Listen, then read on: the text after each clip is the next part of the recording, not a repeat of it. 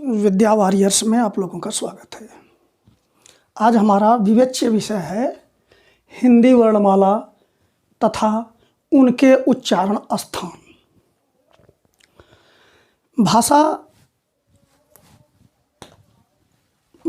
संस्कृत के भाष धातु से बनी हुई है। भाष का मतलब होता है बोलना या कहना। भाषा अभिव्यक्ति का माध्यम है। भाषा की परिभाषा हम इस तरह से दे सकते हैं कि भाषा अभिव्यक्ति और विचारों का माध्यम है। विचारों के आदान प्रदान के लिए हम भाषा के ही माध्यम से अपनी अभिव्यक्ति देते हैं और वही माध्यम भाषा कहलाती है। भाषा की सबसे छोटी इकाई की बात करें तो उसे हम ध्वनि कह सकते हैं। भाषा की सबसे छोटी इकाई को ध्वनि कहेंगे और इन्हीं ध्वनियों को जब हम संकेत रूप में लिखें तो उसे वर्ण कहेंगे। यानी भाषा की सबसे छोटी इकाई ध्वनि है या हम कह लें वर्ण है। जब लिखित रूप तो लिखित रूप में ध्वनियाँ वर्ण हैं। कहते हैं कि यह आप समझ गए होंगे। अब आगे बढ़ते हैं हिंदी वर्णमाला के बारे में। अब इन्हीं वर्णों के समूह को वर्णमाला कहेंगे जो क्रमागत अर्थपूर्ण ढंग से व्यवस्थित की गई हैं, सार्थक रूप से व्यवस्थित की गई हैं, उसी को वर्णमाला कहेंगे। उन्हीं वर्णों के समूह को वर्णमाला कहेंगे। ये चीज़ें समझने की हैं कि रट करके आपको लिखने की। अब हिंदी वर्णमाला जो कि देवनागरी लिपि, हमारी लिपि क्या है? देवनागरी। यह आप सब जानते हैं। इस देवनागरी लिपि में कुल हम देखें तो 52 वर्ण हैं। प्रायः लोगों के मन में संदेह रहता है कई पुस्तकों में क्या लिखा है, उस पुस्तक में क्या लिखा है, लेकिन जो मान्य है वह 52 वर्ण हैं और उनके बारे में हम अभी चर्चा करेंगे। उसी पर हमारी बात अब आगे बढ़ रही है। तो इस वर्णमाला में आप देखेंगे स्वर और व्यंजन दो प्रकार हैं। स्वर होते हैं, व्यंजन होते हैं, और भी कुछ अन्य प्रकार अन्य आधारों पर विभाजन होता है उनका, लेकिन मूल रूप से स्वर और व्यंजन। अब आप इनको देखिए, ये क्या है? स्वर हैं। अ, आ, ई, उ, री, ए, आए, ओ, औ। स्वर कौन है? जिनको बोलने के लिए किसी अन्य वर्ण की मदद नहीं ली जाती, सहायता नहीं ली जाती, वे स्वर कहलाते हैं। और व्यंजन क्या है? जैसे क, जहाँ यहाँ उदाहरण हमने दिया, क बोलने के लिए क धन अ की मदद लेंगे। की बोलना है तो क ई, के बोलना है क ए। तो जिनको उच्चरित करने के लिए, जिनको बोलने के लिए स्वर की मदद ली जाती है उन्हें व्यंजन कहते हैं। अब इन स्वरों की संख्या हम देखें तो 1, 2, 3, 4, 5, 6, 7, 8, 9, 10, 11, कुल 11 स्वर होते हैं। अब इनके प्रकार वगैरह के बारे में हम आगे चर्चा करेंगे बाद में। और व्यंजनों को हम देखें तो क, ख, ग, घ, ङ 5, च, छ, ज, झ, ञ ये 5, अ, ट, ठ, ड, ढ ये 5, य 5 और यह 5। इन पांचों को वर्ग भी कहते हैं। क वर्ग, च वर्ग, ट वर्ग, त वर्ग, प वर्ग। क वर्ग माने क, ख, ग, घ। यहाँ आप एक चीज़ ध्यान दीजिए जो आप बचपन से गलती करते आते हैं। मैं वर्णमाला एक बार पढ़ रहा हूँ, क, ख, ग, घ, आप यहाँ अंग पढ़ते हैं। अंग आप बचपन से ही इस तरह से आपकी क्या कहते हैं, आपका संस्कार बन गया है और विद्यालयों से भी आप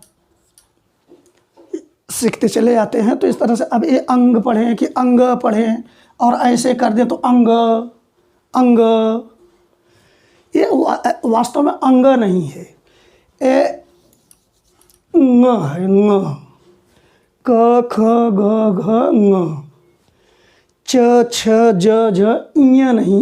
ञ क्या चीज़ है? च छ ज झ ट ठ ड ढ ड़ त थ द ध न प फ ब भ म य र ल व स। अब यहाँ ध्यान दीजिए, 3 हैं, इनको उच्चारण स्थान में हम समझाएंगे। तालव्य स, मूर्धन्य स, दंत्य स और यह ह। यहाँ आप देखेंगे तो गिन लीजिए, ये 5 6 30 3 33 वर्ण होंगे ये, और 11 ये। अब आप हो सकता है कहें कि अरे अन्य वर्ण भी तो वर्णमाला में देखने को मिले थे, कहाँ गए? हाँ, उनका हम अलग अध्ययन कर रहे हैं। दरअसल ये क्षत्रज्ञ, और हिंदी में एक यह शब्द भी मिलता है स्र, ये अकेले वर्ण नहीं है, ये संयुक्ताक्षर हैं, माने अक्षरों का।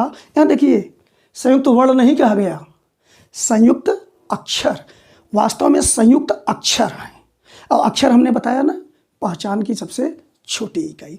ये क्ष जो होता है, यह क, देखिए ये अक्षर है, स ये अक्षर है, और अ मिल गया, स्वर पूरा मिल गया तो बन गया। अगर इसको हम न लिखे तो ये अक्षर रह जाएंगे ये। अब अ के साथ मिल करके ये क्ष बन जाएगा। और यहाँ हमने कोष्ठ में ऐसे भी लिख दिया है कि अगर इस स के साथ अ कर दे तो यह स है, तो क और स मिल करके क्ष बन गया। इसी तरह त्र, त, देखिए आधा पढ़ते हैं इसको हलंत कहते हैं।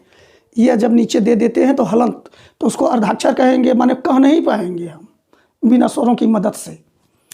तो त र, अभी अक्षर हुए इनके, अ जुड़ गया त्र। अब यहाँ र व जोड़ करके हमने यहाँ कोष्ठ में लिख दिया है। ज्ञ, ज्ञ, ज और य होता। वास्तव में हम लोग जो ज्ञ उच्चारण पढ़ते हैं, अंग्रेजी में जी वाई कर देते हैं, इनके ये गलत है ये, लेकिन अब है, भाषा है, जैसा है वैसा है। लेकिन वास्तव में यह ज और य से होता है। यह ज्ञान है, ज्ञान है, ज्ञान नहीं, लेकिन चलता है। अब ज य अर्धाक्षर हुए, अ ज य, यहाँ वह मिला करके हमने यह भी कर दिया। और स्र में स र, अ स्र। हमारी व्यवस्था है कि मैं अर्धाक्षर कह रहा हूँ उसको व्यक्त करने के लिए, वास्तव में अक्षर है वो। अब मूल रूप में दिखाने के लिए व्यंजनों को इसी तरह से दिखाया जाता है। तो इस तरह से अगर हम देखें तो इनकी संख्या हुई 4। अब 11 और 33, 44 और 4 48। अब आप कहेंगे कि और क्या हुए? आपने तो कहा कुल 52। देखिए, आप एक अड़ का प्रयोग करते हैं और एक अढ़ का प्रयोग करते हैं। 48 और 2 50। और वे दो जो वर्णमाला में आप कक्षा 1 से ही, LKG UKG से ही सीखते आए हैं, उनको भी हमने छोड़ दिया है। खैर, उनको तो यहीं कहीं लिख देना चाहिए था, लेकिन चलिए। अंग, अह। अब इनकी संख्या 2, इनकी संख्या 2। अब यहाँ ध्यान देंगे, ये संयुक्ताक्षर कहे जाते हैं, ये अलग हैं। इनको मैं जब उच्चारण स्थान पढ़ाने लगूंगा तो इनके बारे में, जब प्रकार बताने लगूंगा वर्णों का, तो इनकी चर्चा करूंगा। अभी आप जान लीजिए, इनको उच्छिप्त व्यंजन कहते हैं। उच्छिप्त, क्योंकि इनको जब आप बोलेंगे तो बड़ी तेजी से जीभ को तालु से हटाना पड़ता है। ड़, ढ़, ड़, ढ़। अब ये अंग, इनको अयोगवाह कहते हैं। हम बाद में प्रकार बताने लगेंगे तो बताएंगे इनको। खैर, इनकी चर्चा अगर जरूरी हो तो हम यहाँ लिख देते हैं, अयोगवाह।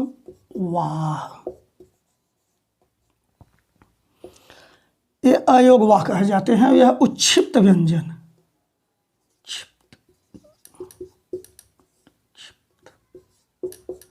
ये उच्छिप्त व्यंजन है। ये उच्छिप्त इसीलिए कहा जाता है, उच्छिप्त का मतलब ही होता है फेंका हुआ। जीभ को आप ले जाते हैं तालु पर और जब बोलते हैं तो जल्दी से फेंक देते हैं, ड़, ढ़। तो ये दो हो गए उच्छिप्त व्यंजन। अंग अ को अयोगवाह कहते हैं। अयोगवाह का मतलब ही होता है अयोग, माने जो जुड़े हुए नहीं हैं, वाह माने फिर भी साथ चलते हैं। जो जुड़े नहीं हैं अयोग, वाह फिर भी साथ चलते हैं। अब आप कहेंगे इसका क्या मतलब होगा सर? अब आप ध्यान से देखिए, अगर हम ऐसे कर दे तो के बन जाता है, क और ए को एक साथ बोल लेते हैं। लेकिन अगर हम ऐसे करें तो हम कहते हैं कंग, कंग अलग कर दिए, माने योग इनका नहीं हो पाया। कह अलग कर दिए, योग नहीं हो पाया, फिर भी साथ लगे हुए हैं, इसलिए इन्हें अयोग वाह कहते हैं। आशा है कि ये सारी चीज़ें आप समझ गए। ना समझ में आई हो एक बार और देख लीजिए वीडियो को। तो इस तरह से अभी हम उन 39 ये जो आपके 33 मुख्य व्यंजन हैं और 11 ये 33 11, अगर इन चार को ले तो 33 4 27, 33 4 37, 37 और 2 39। ये 39 एक्चुअल में अगर इनको भी हम ले लें तो कुल मिलाकर के 39 व्यंजन बनते हैं आपके।